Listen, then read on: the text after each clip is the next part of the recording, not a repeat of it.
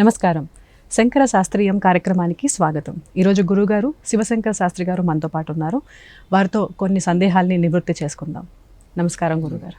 గురుగారు, దశమహావిద్యల్లో బగళాముఖి అమ్మవారు ఉంటారు.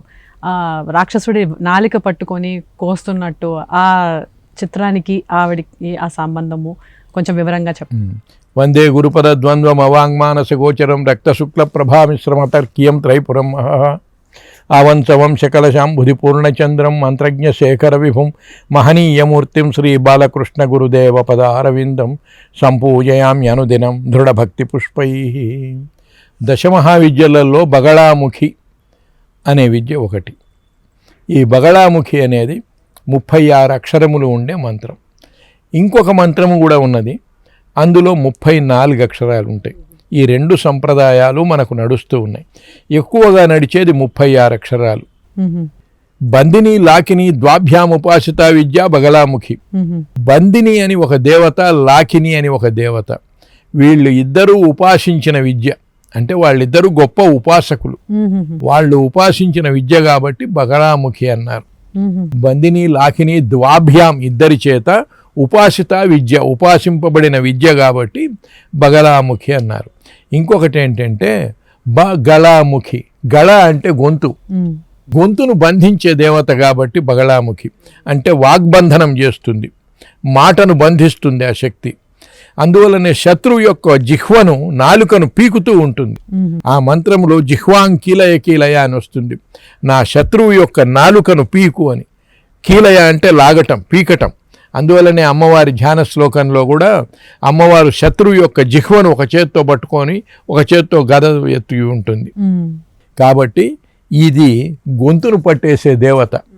ఆ మంత్రములో కూడా సర్వదుష్టానాం, అన్ని రకాలైన దుష్టశక్తుల యొక్క వాక్ చిత్త, వాక్కు, మనస్సు, జిహ్వ, వీటన్నిటినీ బంధించు, జిహ్వను పీకు, బుద్ధిం వినాశయ, వాడి బుద్ధిని నాశనం చేయమని వస్తూ ఉంటుంది ఆ మంత్రంలో.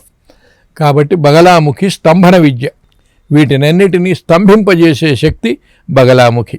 ఈ దేవత ఆరాధనకు కొన్ని ముఖ్యమైన నియమాలు ఉన్నాయి. రంగులు ఉన్నాయి కదా, రంగులు ఒక్కొక్క దానికి ప్రతీక. స్తంభనకు పసుపు పచ్చ రంగు ప్రతీక. అమ్మవారు కూడా పసుపు చీర కట్టుకొని ఉంటుంది. బగళాముఖి పీతాంబరి, పసుపు వస్త్రాలతో, పసుపు రంగు కలిగిన వస్త్రాలతో ఉంటుంది. కాబట్టి సాధకులు కూడా పసుపు గుడ్డలు కట్టుకొని ఈ మంత్ర జపాలు వీటిని సాధించటం ఉత్తమం. పసుపు కొమ్ముల మాల, పసుపు కొమ్ములతో రుద్రాక్షమాల మాదిరి కొమ్ములతో మాల పెట్టి వాటితో జపం చేయటం, పసుపు కొమ్ముల మాల, పసుపు గుడ్డలు కట్టుకోవటం, పసుపు పచ్చ పూలతో పూజ చేయటము, పసుపుతో హోమం చేయటము, పసుపుతో యంత్రాలు వేయటం, ఇట్లా పసుపు వస్త్రాలు వీటికి ఎక్కువ ప్రభావం ఉంటుంది. అట్లనే ఎరుపు వశీకరణములు, వాటికి ఎరుపు వాడతారు.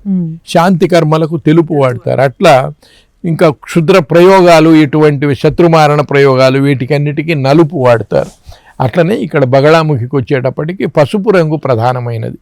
ఆ పసుపు రంగుతో ఈ ఉపాసనలు ఇవన్నీ చేస్తారు. ఇవి భూతప్రేత పిశాచాదులను నిలువరించేదానికి కూడా, స్తంభనం చేసేదానికి కూడా ఈ బగళాముఖి మంచి విద్య. కానీ ఇది గురుముఖత నేర్చుకోవాలి, ఉపదేశం పొందాలి. ఉపదేశం పొంది చేయవలసిందే. ఈ బగళాముఖి యొక్క బీజం హ్రళీం అనే బీజం. హ్రీ రాసి కింద లావొత్తు, హీ రాసి లావొత్తు రావొత్తు, హ్రీం అనే బీజం. 16 కోష్టాలలో హ్రీం బీజం రాసి బగళాముఖి యంత్రాన్ని చుట్టూ రాసి ఆ మంత్రం చేత జపం చేసి 36 సంఖ్యాయంత్రం కూడా వచ్చేట్టు వేసి కట్టినట్లయితే భూతప్రేత పిశాచాదులు అన్నీ కూడా నిలువరింపబడతాయి. అటువంటి విధానాలు, యంత్రాలు, తంత్రాలు చేసే విధానాలు, బగళాముఖిలో ప్రయోగాలు చేసే విధానాలు, ఇవన్నీ బగళా కల్పనలో ఉన్నాయి. బగళాముఖి మంత్రము, ఈ తంత్రమంతా 2 విధాలుగా ఉన్నది. ఒకటి వామాచారపరంగా ఉన్నది, ఒకటి దక్షిణాచారపరంగా ఉన్నది. దక్షిణాచారపరం అంటే వేద విహితమైన మార్గాలలో జపాలు, తపాలు, ఉపాసనలు చేసే పద్ధతి ఉన్నది. బలులు మొదలైన క్రూర కర్మలతో, శ్మశానాలు మొదలైన భస్మాలు, ఆ రకమైన సాధనలు చేసే ఆ తంత్ర సాధనలు, ఆ విధానం కూడా ఒకటి ఉన్నది. ఈ 2 ప్రకారాలు కూడా బగళా కల్పం ఉన్నది. అలాగే దక్షిణాచారంలో స్తోత్రాలు అవి మామూలుగా అందరూ అందులో చేసుకునే బగలాముఖిలో స్తోత్రాలు ఉన్నాయి, కానీ ఆ స్తోత్రాలన్నీ శత్రువులను నిలువరించేదానికి ఉపయోగపడే స్తోత్రాలు అవి. అంటే ఎవరైనా ఒకవేళ శత్రు బాధ అటువంటి ఉన్నవాళ్ళు చేసుకోవచ్చు, కానీ జనరల్గా ఏంటంటే అవి బగలాముఖి ఉపాసకులు చేసుకుంటుంటారు. సాధారణంగా అంత అవసరపడదు అది ఎవరికి. కానీ ఈ కోర్టు వ్యాజ్యాలు ఇట్లాంటివి, ఎందుకంటే దాంట్లో శత్రువు యొక్క వాగ్బంధనం చేయమంటుంది కదా, మనకు ప్రతికూలంగా ఉన్న లాయర్ల యొక్క నోరు మోయించేదానికి పనికి వస్తుందని కోర్టు వ్యాజ్యాలలో కూడా అట్లాంటివి ఆ బగలాముఖి మంత్రాలను ఉపయోగిస్తుంటారు గెలుపు కోసం. ఎందుకంటే ప్రత్యర్థి యొక్క వాక్కును వాక్ ముఖం పదం స్తంభయ వాటిని స్తంభింపజేసే శక్తి కాబట్టి వాళ్ళు మాట్లాడలేకపోతారు ఈ మంత్రం వల్ల ప్రయోగం చేసినట్లయితే. దానికోసము ఇటువంటి కోర్టు వ్యాజ్యాలలో ఎక్కువగా బగలాముఖిని ఉపయోగించడం జరుగుతూ ఉంటుంది. ఈ ఉపాసన చేసేవారు దశమహావిద్యలు కూడా చేస్తారు. దశమహావిద్యలలో ఇది ఒక విద్య. దశమహావిద్యలలో ఏ విద్య అయినా సాధన చేయవచ్చు, అటువంటిది ఇది ఒక విద్య. 10 సమానమైన విద్యలే, ఏది తక్కువ ఎక్కువ అని ఏం లేవు. 10 మార్గాలు, ఏ మార్గంలోనైనా వెళ్ళి కేంద్రానికి వెళ్ళిపోవచ్చు, మూలస్థానానికి వెళ్ళిపోవచ్చు. లౌకికంగా చేసినట్లయితే ఇట్లా, ఆధ్యాత్మిక భావనతో చేసినట్లయితే బ్రహ్మ మార్గంలో వెళ్తాం. ఆధ్యాత్మిక రూపంగా కూడా అంతఃశత్రువులు ఏవైతే ఉన్నాయో మన దుష్ట చిత్తములు, దుష్టమైన కోరికలు, వీటన్నిటినీ వాటి యొక్క వాక్కును భావాలను బంధించే దేవత ఇది. అందువల్ల అంతర్ముఖ సాధనలో కూడా వీటిని ఉపయోగించవచ్చు, బహిర్ముఖంగా కూడా ఉపయోగించుకోవచ్చు. కాబట్టి ఈ రకంగా బగలాముఖి విద్య ప్రశస్తమైన విద్య.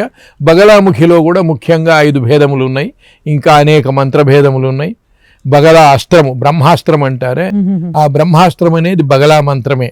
బగలా మంత్రంతో అర్జునుడు వాళ్ళు ఏదో బ్రహ్మాస్త్రం వేశారంటారే, అది బగలా బ్రహ్మాస్త్ర విద్య అని పేరు దానికి. అది కూడా బగలా మంత్రంలో విద్య. ఆవిడ గుడి ఉన్నది మాత్రం వైష్ణవదేవినే. వైష్ణవదేవి కాదు, ఆమె గుడిలో ముఖ్యమైన గుడి మధ్యప్రదేశ్లో దతియా అని ఉన్నది. ఆ దతియాలో ఆమె గుడి, పీతాంబరి బగలాముఖి దేవి గుడి ఉన్నది. అది మనకు ప్రశస్తమైన దేవాలయము. తర్వాత అక్కడ ఒక స్వాముల వారు ఉండేవారు. ఆయన మంత్రశాస్త్రంలో ఒకప్పుడు భారతదేశంలో ఉన్న కొద్దిమంది మంత్రశాస్త్రజ్ఞులలో చెప్పుకోదగినవాడు ఆయన. స్వామి అంటారు ఆయన్ను, ఇప్పుడు లేరులేండి. ఆయన బ్రహ్మలీనుడైనాడు, చాలా గొప్పవాడు ఆయన. శాస్త్ర విషయాలలో ఆయనకు మంచి అవగాహన. అట్లనే గోపిరాజు, కవిరాజు అని ఇట్లా కొంతమంది ఉన్నారు. వాళ్ళల్లో ఆయన కూడా ఒకడు. కరపాత్రానంద స్వామి ఒకరు, వీళ్ళు ఇట్లాంటి వాళ్ళు కొద్దిమంది ఉండేవాళ్ళు ఇది వరకు రోజులలో. వాళ్ళల్లో దతియా పీఠం స్వామివారు కూడా ఒకరు. చాలా గొప్పవాడు ఆయన. కానీ కొద్ది గుళ్ళే ఉన్నాయి కదా, కొద్దిగా ఉన్నాయి. అదేమ్మా. ధన్యవాదాలు గురు.